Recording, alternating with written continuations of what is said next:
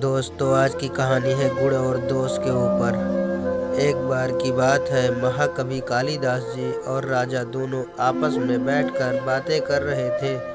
इतने में राजा ने कालिदास जी से पूछा, आप इतने बड़े कवि और विद्वान हैं, फिर भी ऊपर वाले ने आपको बुद्धि के समान काया और सुंदरता नहीं दी। कालिदास जी थे तो बहुत ज्ञानी, वे राजा के इस व्यंग भरी बातों को तत्काल समझ गए, लेकिन उस वक्त तो वे बिल्कुल शांत रहे और राजा को लेकर महल पर पहुंच गए।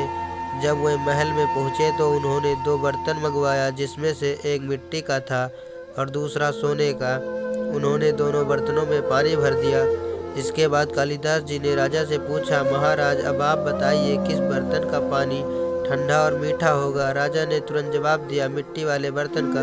कालिदास जी मुस्कुराए और बोले, राजन, जिस तरह जल का ठंडापन बर्तन के मिट्टी या सोने का होने का निर्भर नहीं करता, उसी तरह बुद्धि भी किसी व्यक्ति की बनावट पर निर्भर नहीं करती। इसलिए व्यक्ति के गुणों को महत्व देना चाहिए, न कि उसके शारीरिक बनावट को।